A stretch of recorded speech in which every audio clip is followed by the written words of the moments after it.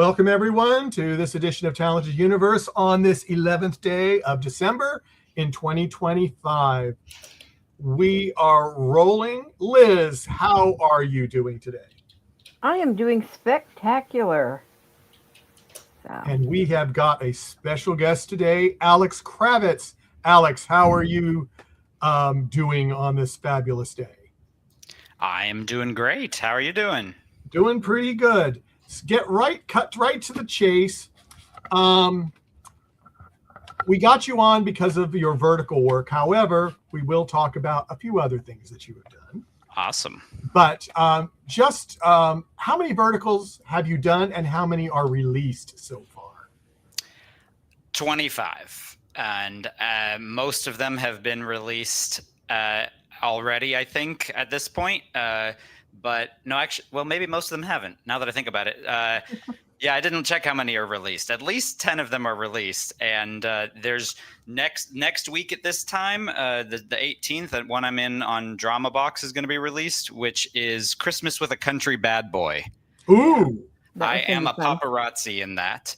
And the great Nicole Maddox is the lead. She is a country singer whom her evil dad manager, and the record label want to manipulate into having a fake relationship with country music's bad boy, played by Armand Procacci. And I'm a paparazzi who's trying to get them to have cool reactions that I can snap with. That you can snap and make some money, huh? Yeah, mm-hmm. Exactly. Yeah, well, hey, you have to make a living somehow, right? Mm-hmm. And naturally, I mean, it wouldn't be too much of a spoiler, I think, to say that, they don't want to be in this fake relationship. But on the other hand, then maybe they develop chemistry. But then, of course, they don't want. That's not good. You're not supposed to really have the relationship, because then we can't control you. So yeah, exactly. Yeah. It makes life so much fun, doesn't it? Just having a good time like that. Now, I'm going to get rid of my other question I usually ask the guests. After you did your first vertical, you saw what it was all about, you came home, talked to your friends or your family, and told them that you were in a vertical drama, and they gave you a funny look, didn't know what the heck you were talking about. How did you explain it to them? Or even most have said they're still explaining it to people.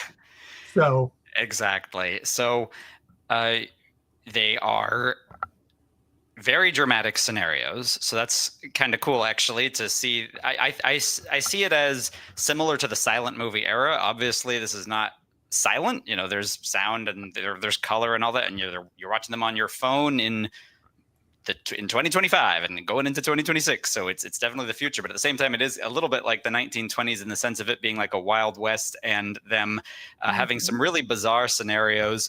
And later on, when Hitchcock was making movies, he said audiences are not like in the silent movie.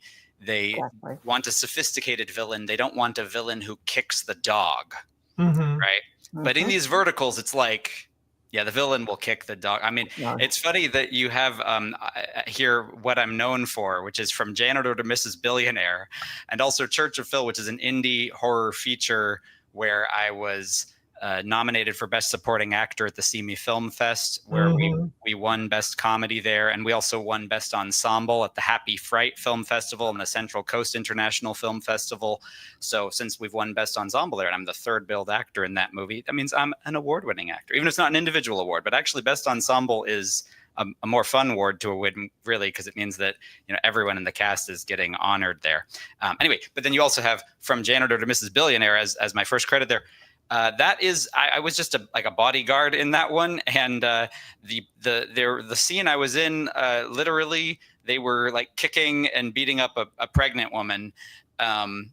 This one has been released, and their justification for it was that she was just a janitor who got pregnant, they believe, by some hobo off the street, and it would reflect poorly on the company if she continued to remain employed there.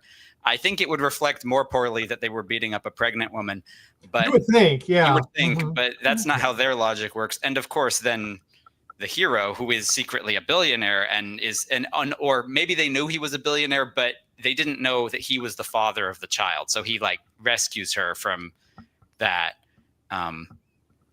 It's a little bit dramatic, right? It's not a very sophisticated villainy of the people who are like, we're going to beat up the pregnant woman. But that's how it was kind of in the silent movie era, where it's just very obvious, like morality play type. And that's what a lot of these vertical dramas are. So the plots, it can be pretty fun. Each episode is usually only about like 2 minutes to call it an episode. And then there's like a break, which could be an ad break, or for the first few of them, they don't usually play an ad, but then after a while, it's like, there's an ad. Then there's an ad, Ad, or you can pay to go premium, and then you don't have to watch the ads. Yeah. It's so much fun. It is fun. A producer did confide in me, although I'm not sure if this is for all of the apps or how accurate this was, but I was like, I am curious, how do you make the revenue from this? Like, what's the breakdown? And he said that it is 70% ad revenue. So most people are not actually paying this premium subscription. They are willing to sit through the ads to keep watching it.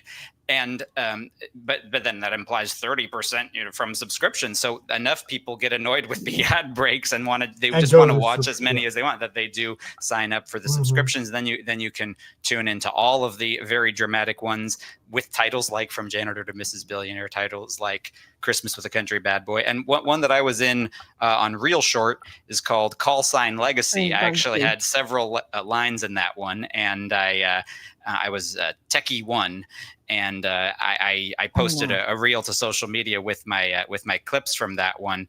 And the title is a little bit, that one isn't quite as obvious in the title. What does Call Sign Legacy mean? But it's sort of like a Top Gun type story, except that the hero is seeking redemption because his dad, I believe, was falsely accused of being a communist spy. Yeah. And so now he, years later, is a Navy pilot, and he's trying to redeem his family's name and save the world. But of course, the tech bros have taken over the military, and they don't believe in the need for human can-do attitude anymore. So he has to prove them wrong. That's the idea. There you go. Yeah, I've seen part of that so far, so I haven't seen the whole thing. But I'm going to go with a question in the chat room. This is about one of your Jack and Lou, a gangster love story, is unusual. Beginning as a student project and having 11 directors. Critics have praised the film. Can you share some of your thoughts about this project? Oh, sure. So, yeah, that is a USC student film. It has 11 directors because it is a feature film. And so usually with USC, you'd be doing just a short student film. I've done several of those, and this one was a really long one. I was just a station police officer in that, but I also was there on another day when they were filming at the Biltmore Hotel. And actually, interestingly, a lot of these verticals film at the Biltmore Hotel too, which is a famous historic hotel in LA. It's actually, I think, where they held the first Academy Awards ceremony. But I was also a station police officer, so we went to the LAPD museum, and they actually do like filming there because they have like historical things, since it's set in an older time period, and it was pretty cool. Sorry, what was the question? I didn't answer it, did I? Oh, well, no, you did. Why there was 11 directors? Why there were 11 directors is because they did it as a project where it's like, tons of USC students were involved in it, but it is overall a feature film. I haven't actually seen it seen it. I think they had a screening of it, but I missed that. You missed that. Yeah. Okay, I'm going to go ahead to Liz with some of her questions that she has.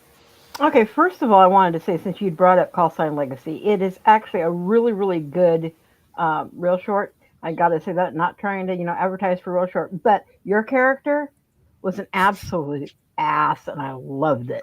Yeah, you nailed that role. Loved it. But let's go back all the way to the beginning. What influenced you, first of all, for you wanting to specialize in interdisciplinary studies? This is what gets me, because I have some leading questions to this.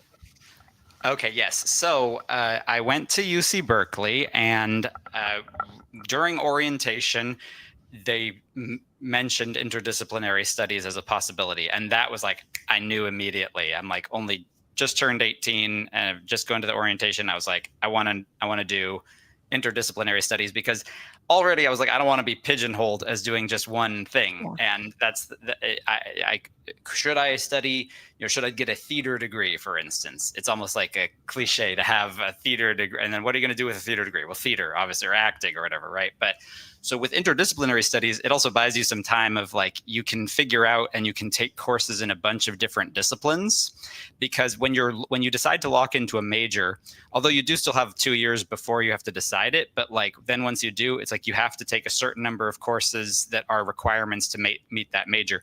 Right. For interdisciplinary studies, you do as well, but they are courses that are going to help you understand analyzing systemic features of lots of stuff. So you can still use those courses to apply to your research in whatever area you want.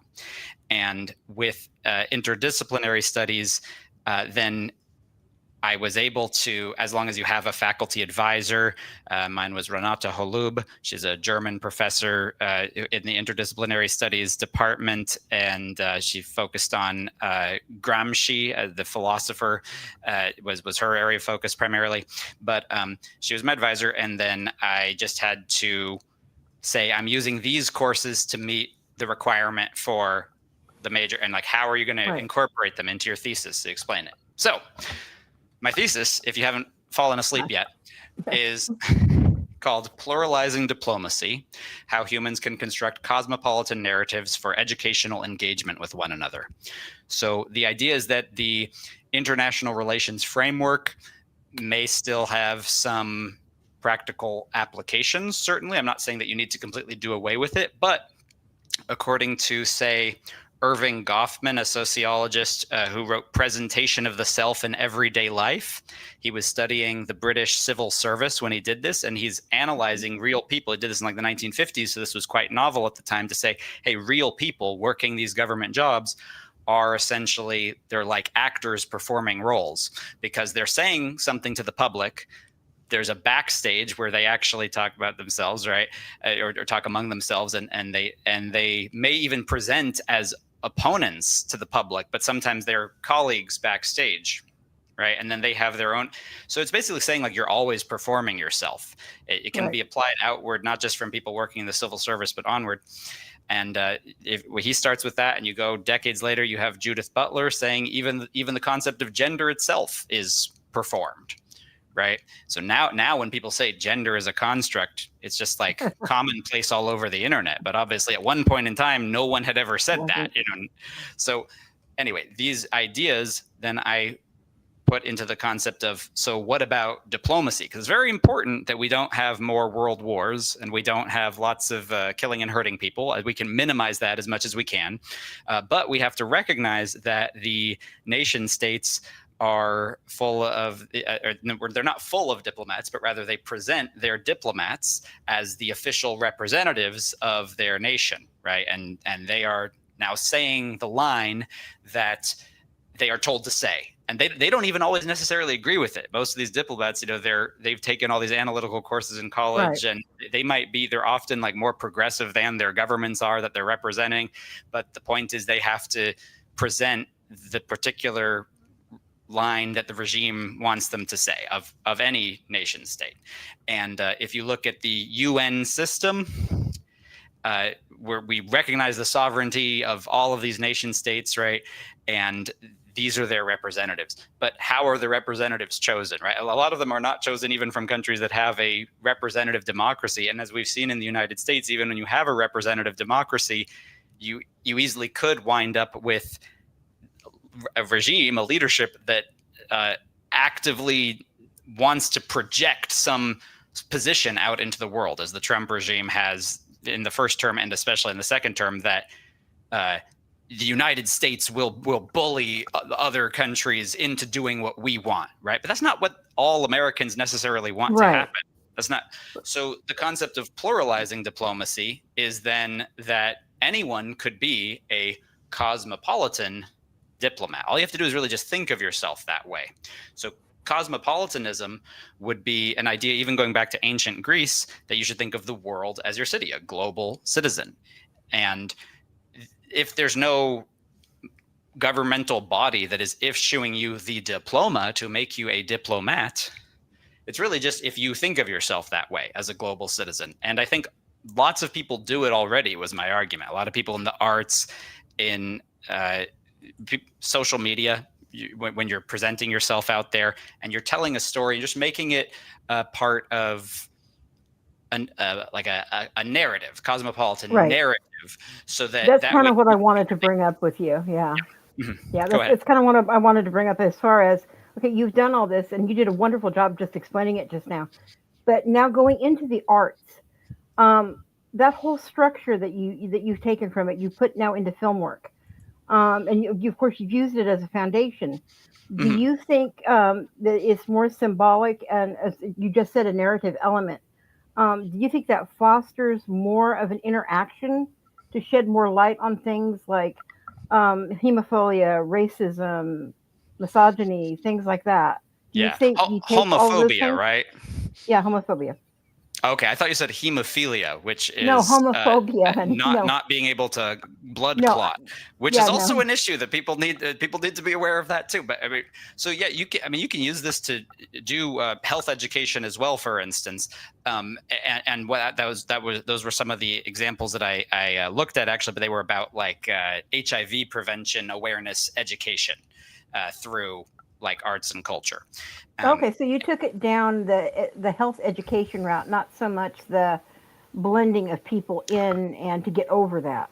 Well, it's both. As you might see, I don't want to be like pigeonholed into just one thing, Right. right? That's kind of the Yeah. whole idea there. So exactly, it's like both of those go together. I mean, if anything, awareness about HIV prevention is also part of combating homophobia and sexism and Exactly. racism narratives, because they're the ones that kind of like try to keep it all hush hush and just don't talk about it, and like better not to talk about it, and then it continues to be a huge problem.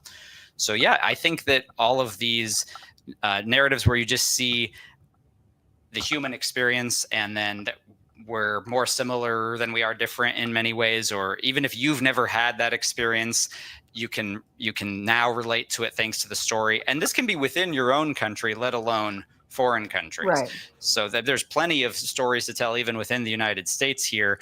And the idea that the one official narrative of the regime is like that's the story of what we the people want, it's not true, because it's the collective of what all of us want. And so each person has their own individual story. Everyone is the hero of their own story. Everyone's the main character of their own story. And Exactly, there you exactly. go. I love the way you just put that. And kind of tying in with this, you had just said you don't want to be pigeonholed. And you, my friend, definitely have not pigeonholed yourself. I swear to God, you are so artsy with many different. I couldn't. I was like looking at this list. I mean, you have done, of course, acting. You've done Mhm. writing, composing, singing, directing, and a ton more. How do you balance all of that within yourself? I mean, that's a lot of stuff. That's a great question. I'll let you know when I have the answer to that one. Yeah. I don't balance it at all. It's imbalanced basically. It's whatever.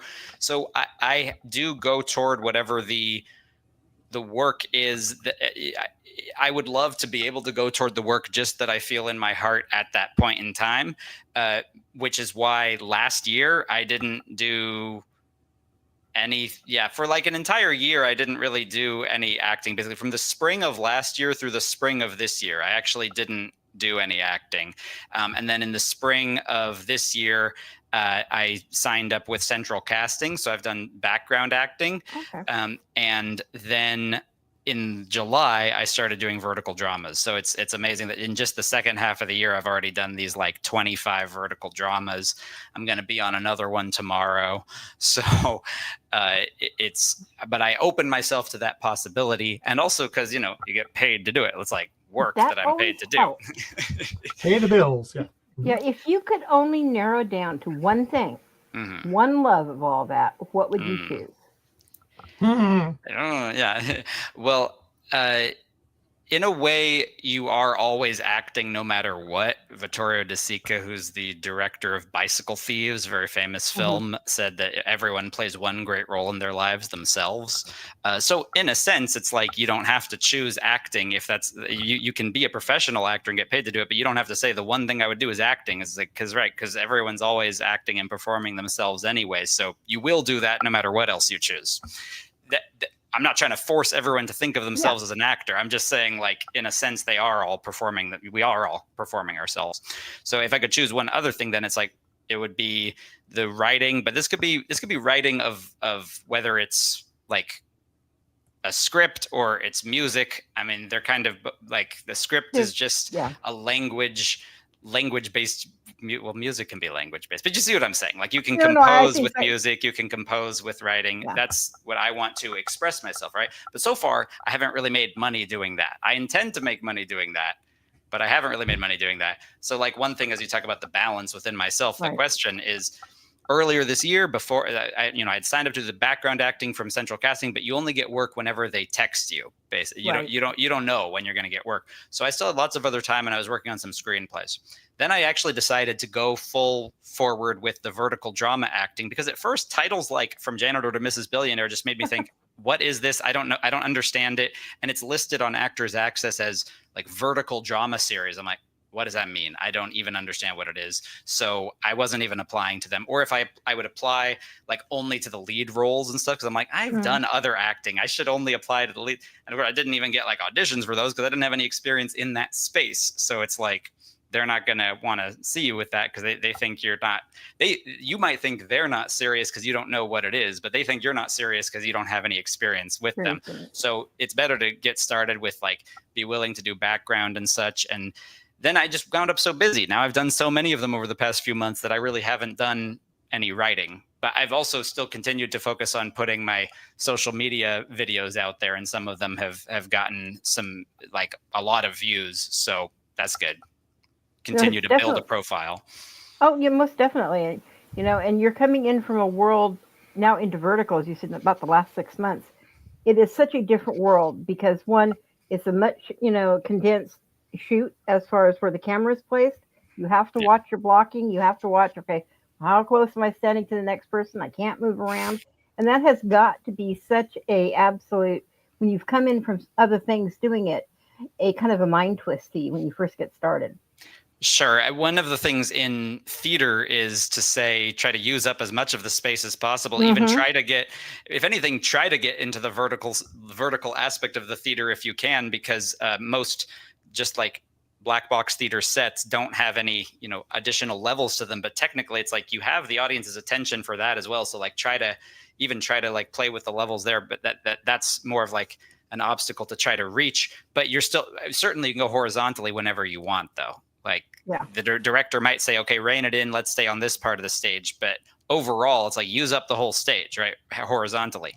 Then in film, it's like, okay, you don't want to go out of frame, certainly, but it's wide. It's a wide, it's a wide frame. Yeah, exactly. The verticals, they are, they're the vertical frames. So it's ridiculous that you can't, you can't be, you have to just be standing right there to do each shot. But, you get it done. I mean, maybe it's in some sense it's easier because you don't have to think about filling out that part.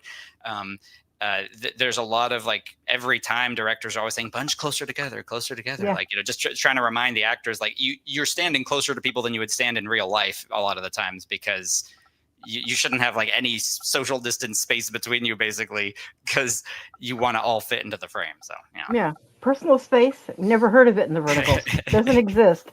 On that one, I'm going to toss you back to Michael because I think we have people in the chat room. Yeah, we do. And here's one. You may know this person. I'm just going to throw it up, and it's from Jeff Kravitz. Says handsome chap, smart too. Oh, this guy. I mean, you might not know who it is, but But I'm really mad. Someone in the chat room took my question that kind of I asked you at the beginning before we went on air. So I'm just going to read Marcia's thing. The creature behind you is roaring at me. Is it a pinata dinosaur or Godzilla or what? It is a pinata dinosaur. It's a Tyrannosaurus Rex, right? And I need to actually edit and post the video from back on October 26th, where I got this pinata and I was dressed as Beetlejuice with full costume and makeup and everything. And in West Hollywood Park, we had the Democracy Action Network Halloween Picnic for Democracy. So it was a little bit of an educational day and a fundraiser of things. The Democracy Action Network was part of the Indivisible Network, and earlier in that month, we marched at the No Kings Day, and there were so many people there, and I didn't even post any video of that either. I've just been so busy with wanting to get to at some point editing it. But yeah, this was my idea that I was like, I'm gonna get a piñata. I didn't know which piñata I was gonna get. I was thinking like maybe I'll get a Donald Trump piñata. Of course, they didn't have a Donald Trump piñata. But then I saw this and I was like, oh, well, he's a tyrant king. That's the Tyrannosaurus Rex. So let's do that. And and I had some other things that, when I post the video, you follow me on Instagram or TikTok, Alex Kravitz 1. Following right along the bottom on our right on the bottom, it's going there. Or on YouTube, it's Kravitz Studios. Either way, just follow me on all of them, but you follow me there. When I post it, I'll try to get to that at some point before the end of the year. It's been a couple months now. You'll see there were also some additional metaphors here that I got some sunglasses and put cardboard over them, and I wrote checks and balances on it. So when the people were swinging at the piñata, they were blinded by the checks and balances, but eventually they did take down the tyrant king. So, and then they got candy. It was all that's made in Mexico, and it was all Mexican candy too. So, oh wow, that was a fun event, symbolic, and then I've just kept the head as because it's cool. So yeah. Yeah, I'd seen your Beetlejuice costume on your things. Yes, I did some but other things. But I had not seen that, so I guess you haven't posted it yet. Yeah. That explains that. It's been months now, and I really should do that. But you've been kind of busy. I've been very busy. Just a little bit. Just a little bit. So I mean, I can totally understand that. So I guess you were kind of saying, if I got what you were trying to say, is time gets away from you sometimes with all the things you have to do. Sure, as it does from all of us, I'm sure. I'm not saying that what I do is more important than what actual medical professionals do, for instance. Well, or T-Rexes, I mean. Oh. Yeah, their time was up a long time ago, and yet some of them are back. So yes, it was a good way for people to blow off steam, hitting it. It was a broomstick from like Family Dollar or something, but the people really went to they bent the stick all out of shape. I had to buy a new one buy a new broom to take back home here. I rent a room in a house right now, so I just rent the room, and like the other people in the house also rent the rooms directly from the landlord. So when I say, I mentioned in a previous video that I have been able to pay my rent from acting for a few months now. And I think for December, I'm going to meet it as well. So it's been a few months that definitely means I'm a professional actor. I was able to pay my rent from it. Flip side being that I'm not paying a super large rent. Might still be larger than the rent of like an apartment in a smaller city, but I've also lived in a lot of other places. I've lived in Sacramento and I've lived in Riverside. Oh. I used to work as a government analyst. So I worked in Sacramento, and then I worked in Riverside for the California State Teachers Retirement System. And the apartment rents there are still expensive. It's expensive everywhere. So anyway, but by renting a room in a house, it's a little bit. Trust me, there is still. You're in Sacramento, yeah. Yep. And I'm like, this isn't even LA. Why is the rent so? But then it's if you were trying to rent the same type of thing in LA, it would just be even more expensive. That's all. So anyway, renting a room here has been sustaining me for now. And as far as these vertical dramas, they're all non-union for now anyway. And there's a talk of allowing SAG members to work in that's the Screen Actors Guild, to work in vertical dramas. I think probably in 2026 that agreement will be there, so people don't have to feel like they're missing out on all this work in the vertical drama space. The flip side being, as I said, like I've been able to pay the rent from this, which is nice. But each day of work is still not very much money compared to like if you actually book the union jobs, they are much higher pay. So there's still a huge benefit to getting the union jobs. The reason that people say, oh, then the non-union things, of course, the non-union things are cheaper to make, and it relates to the crew as well, and all of the costs of everything. Everything, yeah. It's all cheaper to make, but the flip side being, it's like, obviously the ones that are more expensive to make are because they're paying everybody more, and knowing that the work is not necessarily going to be fully steady or long term, that it's going to be intermittent, and these might be your most productive years that you're doing this, and then later on you might not get work, so you have to kind of make up for that now. That's the whole idea behind it. So I don't have any problem with the union work. If anything, I believe I still need to look into this detail, but someone on the set of a vertical drama was talking with me, and I realized that a short that I was in, it was actually filmed a year and a half ago. It was basically the last acting thing I did before earlier this year in 2025 in the spring that I came back and did background acting. But I was in this professional short. They paid me money, and it was under what's called the short project agreement. And I think that actually does qualify me to join SAG. That's what this person was telling me. And then I was looking it up. I was like, oh, wow, I actually didn't. And this time I was like, I didn't realize, because this year and a half I've been thinking, man, how am I even going to get like an audition for something where I could join SAG? I was like, I guess I have to do these non-union things. It's ironic that it means if I had just joined right then, like I probably wouldn't have done any of this stuff. So, but then the flip side is then I wouldn't have met all these people. I wouldn't have had these experiences. I wouldn't have had those clips. You wouldn't have been asking to interview me probably. Well, unless we might have. It still depends. Maybe I would have already become like super famous from getting, cast in some other thing. But like, I don't have any agent or manager or anything right now. But in 2026, I'll probably go for that type of thing. In 2026, I think at some point I will be activating that SAG membership if I can. Now I'm like, did I understand it correctly or did I not? Because basically I've also been in projects that were under the ultra low budget agreement, ULB. You're not eligible to join SAG from doing that, but SAG actors can choose to work on it if they want. So that's why they do the ultra low budget agreement. Or when you're in a student film, they can have SAG actors in that, but new actors don't get SAG eligibility by being in them. So I thought that the short I was in was just the same. I thought SPA, short project agreement, was like the same thing as ULB, but I was actually incorrect about that. They're all different. Short project agreement, I should be able to join SAG. So then, and a lot of actors aren't going to want to talk about this, especially in the non-union space in these verticals and such. But to me, it's like 2026 is almost over. Today's actually December 2025. I've skipped ahead a year. 2025 is almost over. Today, December 11th. I don't know if you've ever seen information about this, but apparently, according to different researchers of dating life, December 11th is the statistically most breakup day.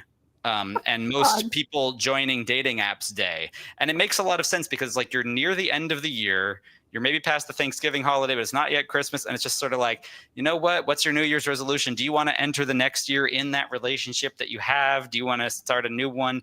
And they've looked at this across Facebook statuses, across dating profiles, across all sorts of things. And it's like today, December 11th, is the day that a lot of people make that sort of big life decision type thing about their arrangement of their life.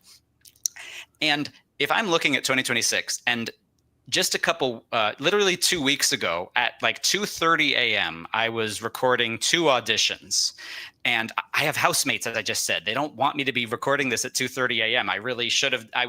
That's disrespectful of me. I should have done it at some different time, right? They didn't complain because they know I'm an actor and it's a struggle and all of that. But like, and they're not actors, by the way. So I'm sure they were annoyed that I was doing an audition. Even if it's in my room, it's like still the sound is going to carry. They can hear it, yeah. It's 2:30 a.m. I did one audition, and before I did the second audition, I was like talking into my. I just record them all with my phone, and I'm just like talking into my phone. I was thinking of posting this to social media. That I was like, my goal for 2026, I'm gonna get my SAG card. I'm gonna get like at least, because at the very least, if I'm doing these auditions and stuff, I want to be trying for roles that are gonna pay me more money and be in like even bigger projects, where everything is even higher up there.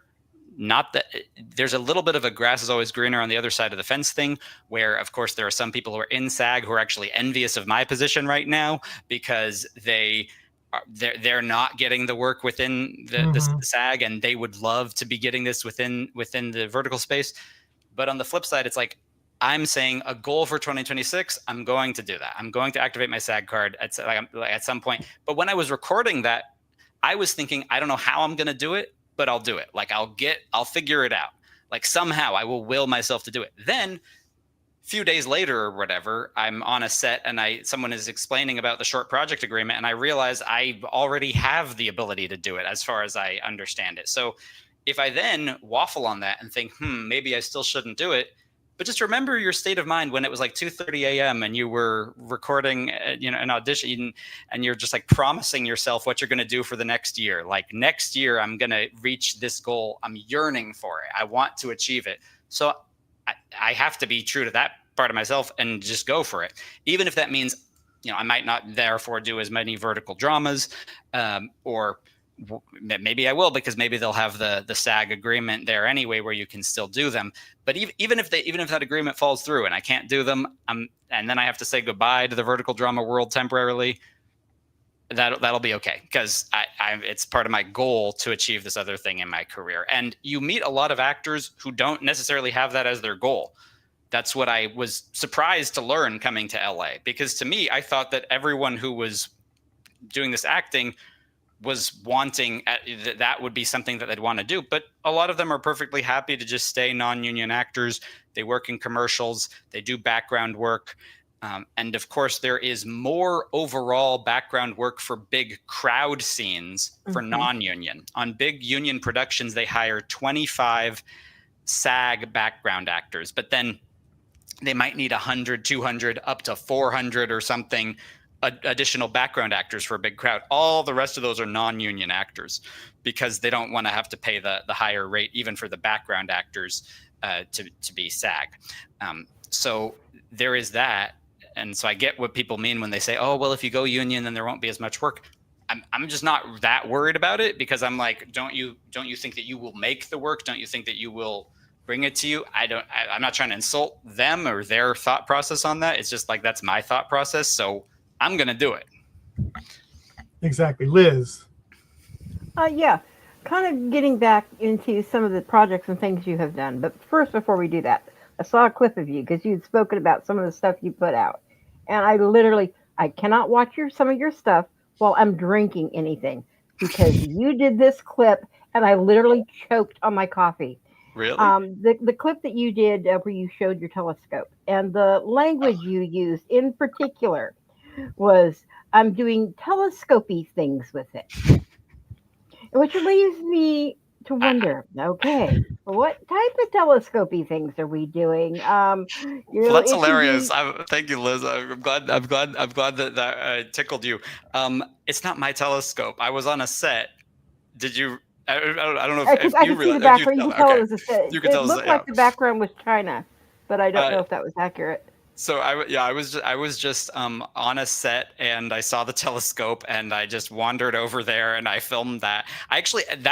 Sometimes it's like good at me having like ADHD or whatever, and those like creative sparks, as compared with the things that I really plan a lot. And I'm like, oh, that thing from October 26th, I still haven't posted, because I'm like, I got to go through and edit it. That I just made it, I posted it.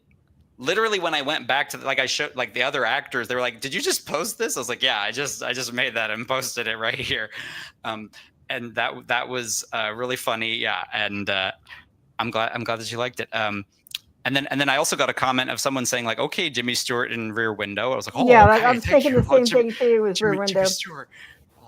But he called me, but he wrote Jimmy Stewart with a D. My name's actually Jimmy Stewart with a T, but that's okay. So in other words, you were not spying on all of your vertical co-stars. No, I was not. It might be a real telescope. I mean, I don't know why make a prop telescope. Well, maybe telescopes can get pretty expensive, but it was probably it. On the other hand, making a prop telescope though seems kind of difficult compared to just grab whatever. It was a telescope that was there for some reason. Yeah. I filmed it. The other one I just posted a couple days ago, where I'm walking into a classroom and I'm saying like, "Hey class, everyone wants to be cool, but you know what's not cool? Joining an underground resistance to a fascist regime. It's not cool. So don't do that. I'm gonna write it. If I write a place on the board, we can meet and talk about it. I'm gonna erase it. So don't do that. Don't follow that." That was actually, I did that one on the same day, but I held off on posting it for a bit longer, because that was another set at the same location. I don't think I was really supposed to go on that set, but I just was like, it was such a realistic school set. I was like, I got to just go in here and film some content. And everything that you did that on, most definitely. Yeah. You have, and like I kind of said this before, you have a real gift for comedic timing. And I wanted to Thank you. actually ask you, was it something that you think you were born with a natural ability, or is this something you've worked on? I don't know. Chicken or the egg type question, right? Yeah. How do you know? Was I just born funny? Well, my mom's favorite joke, if I were funny as a kid, she'd go, "Ha ha, you're funny looking." Oh, So I've heard that one before. Yep. that like it's getting a bit old, Mom. That we've heard that one a lot, but it's still good. It still stings. No. Your family must be an absolute riot when you guys get together, because it sounds like you Oh, naturally the police inherited do that get comedic called. gene. Yeah, that riot. Well, and my parents were divorced. The Jeff, my dad in the comments there, is not married to the one who's my mom. But they're all funny. Yeah. I don't know if you ever heard the Jennifer Coolidge quote, where people are asking, like, Jennifer Coolidge, were you funny even as a kid? She was like, yeah, my parents had me tested.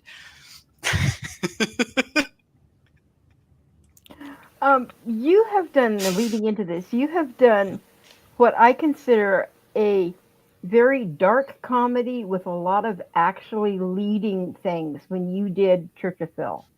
And I have to ask you on this because there are so many things of it. And your character was kind of more hanging around on the fringe of the leader, and I Well, was Liz, seeing, when did you watch this, Liz? I'm Oh, not telling. no, she doesn't tell. I She do doesn't not tell. tell. No, she I does Because not just, tell. we don't have like a wide release or anything yet. It's still on the I festival don't, circuit, but I there know. was an ability to watch it online briefly for a brief window. So Mm, yeah, at some I point or don't another, maybe you release. attended a screening, or maybe you saw it She's online. not But going to tell, Alex. that's good. That's good. She's not Okay. going to I have tell. spies everywhere. All I have right. sources everywhere. She has All good right. sources So sorry. It's What like, that was your you're not question? allowed to talk about. So. yeah, it's like Michael always tells me, well, pull the information off of IMDb. I'm like, why? I go with everything else first and go with IMDb last. Okay. Okay. I see you. But no, with that, and like I was saying, it was such, and your character was more right, kind of on the fringe of one of the ones that were kind of pulled into this. But do you see the whole aspect of it with your own background, with what you Uh-huh. did in college?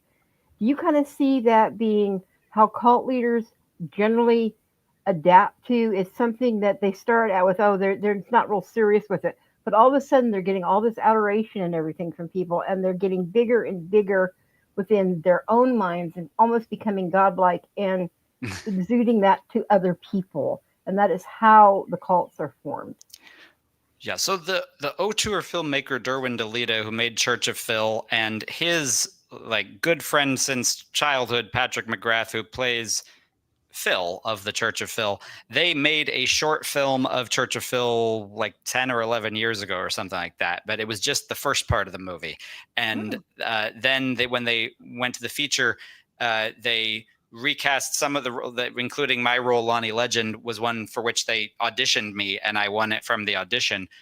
What's weird is this means there was someone else who actually played Lonnie Legend in the first Right. draft. So I didn't even originate the role technically, but the cult nature and like what it means and all of that, I think that Derwin did a great job with all of that, because it is funny. It's a dark comedy. It's a horror comedy, but it's also like and for those who haven't watched it, which it would probably be most people watching this have not seen it. So that the tagline is, a man creates a cult by accident. So this sort of everyman Phil has having some health problems and gets some pills from his doctor, and he's not supposed to mix them with alcohol, but he goes to this mixer and he does wind up drinking alcohol. And then he goes on this rant that he doesn't even remember the next day. But whatever he was ranting about, how the society, it's all just boxes, we're putting everybody in cages and all of that, right? Which, okay, there's a truth to that, but it's also just something that someone is ranting about when they're drunk, and it's an interaction with their pill medicine, right? But the people who are listening to it are like, wow, this guy is our new leader. This guy's our messiah. Because people always want the guy who tells it like it is, right? He's not even trying to create a cult, and now everybody wants to follow him. And then my character, meanwhile, is an aspiring rapper, and nobody likes me. And so I'm really annoyed that my friend here suddenly is a cult leader. Like, he has tons of fans and he didn't even want this. So, and you wanted it being I the wanted it. rapper. And I wanted it being the rapper. I would love to have a legion of adoring fans, and he doesn't want all this attention. It's like, are you kidding me? So like the person who doesn't even want the attention winds up getting it. But this is sometimes how things wind up happening. So then there's someone who, for whatever reason, they just have some charisma, their natural charisma, and that people like. People follow them, right? And then the other hangers on around them try to, like, my character tries to appropriate, like, maybe I can get something out of that, right? Like, is there some way that, like, I can be helped by that? And that's what tends to happen. If there's that, we shouldn't talk about religion type of thing, but it's like, how can we not talk about religion when I'm in this movie called Church of Phil, and it's about a man who creates a cult by accident? We have to talk about it. And even within the movie, there's a line. It's like, well, look at Christianity. Not that I'm comparing cultism to Christianity. Like, it's like, but you when you wind up having the discussion about it, if you think of like Jesus Christ as a person who was preaching and had a lot of really good points, and then what about the people who are around him who are following him? But then when he's gone, it's like what they do with the story. They take the narrative and they run from there, and they wouldn't have ever gotten that following themselves. So they're all sort of leeching and mooching off of the person who, for whatever reason, is the original person who gets the following, and then they try to just continue it onward and onward.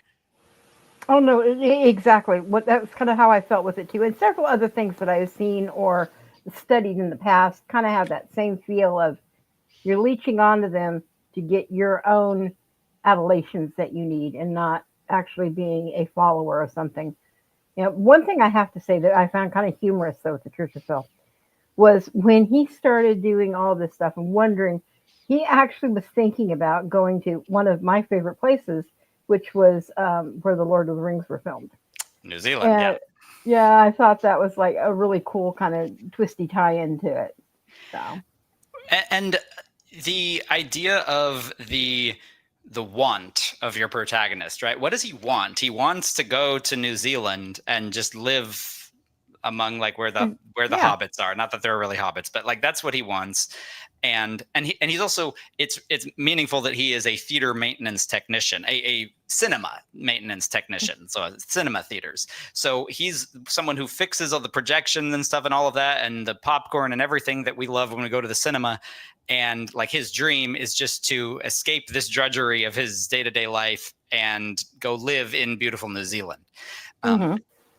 Whereas I'm sure there's someone in New Zealand who's yearning to be in Hollywood or yearning for the fame or whatever, right? But the grass is always greener on the other side of the fence, right? So I think that it did a great job of depicting some of the mundane aspects of the day-to-day life, but then having just totally madcap, almost screwball comedy-esque elements that are just outrageous. They're going to shock audiences. I really hope that this gets a wider release. Even if it doesn't get a cinematic release, it's great that I've gotten to see it in the cinema several times at the screenings and the festivals and such. But even if it doesn't get that, at least to go on to like a streaming service or something would be great for people to see. I think it's best in the theater though, going in and not knowing anything about it. That was really cool. Oh, also, I wrote the song "Straight Cash Bumpin'" for the movie. Yeah, so, in fact, I used that as the tag on when I was posting for this, and I actually wanted to talk to you about that with your music, because you are such a good writer and composer with things. Thank you. One thing that I noticed with the music, for me anyway, is there's a lot of times in the mornings, especially, I'm just not motivated to do baloney. And I put on some of your stuff, and it's like, oh my God, I'm actually motivated. I can go ahead and do some of this. Oh my God, that's so touching. Thank you. Yeah. I appreciate that. Yeah, I make a lot of like pump up songs. Someone said my music is very vibrant, and because we're alive, we should be vibrant. I mean, not that you can't have songs that are not vibrant. I like some melancholy stuff too, and some sadder stuff. But usually, it's like I'm trying to make each song able to live completely on its own. So even in my album United, which I released on the 20th of January, just before Trump was sworn in for his second term. It has a bunch of tracks in it, and like every song is a little different. There are a lot that are sort of like movie themed, but in theory, each song, if you listen to it, has a contained story within it, and it is like it's the whole universe in itself. But then also they're all connected. Actually, every song on the album has a reference to The Wizard of Oz, which is the greatest film of all time. Yeah, you might not notice each reference, but if you go back and think about it, oh, wait a minute, there is a reference there.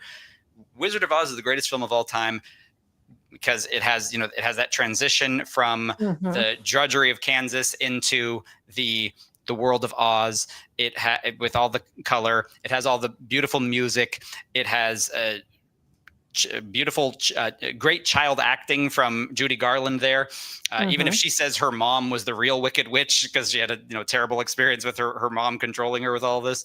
But like a child is the protagonist of this story, and it's a hero's journey, but it's like, and most of the opponent, the Wicked Witch that she faces is a woman. Glinda is a woman. The wizard, he's the man. He's big, powerful man. He doesn't have any actual power. It's all smoke and mirrors. Exactly. Right?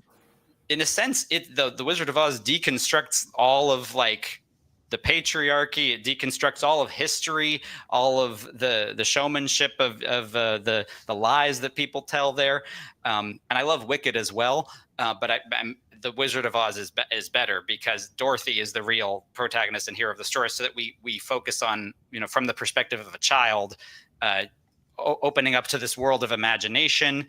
And the truth is, she can go home anytime she wants. She didn't know that, though, right? She never knew that. Yeah. So anyway, that's my stance on the Wizard of Oz. And not enough film critics say that the Wizard of Oz is the greatest film of all time. Another argument in favor of it is that before home video, the Wizard of Oz was like pretty much one of the only movies that was shown every year on TV. Yes. So the Wizard of Oz, The Sound of Music, so those were. And so it's influenced millions of people. Yeah.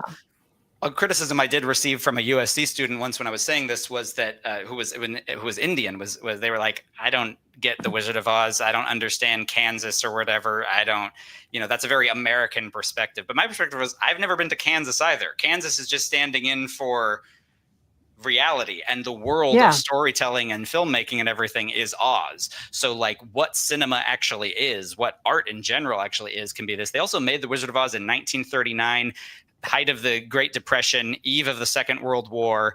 It was a real like put all of our money into this to make something to like inspire people to feel good and all of that. And there are tons of like terrible stories about the production and I think her name is Margaret Hamilton, who played the witch.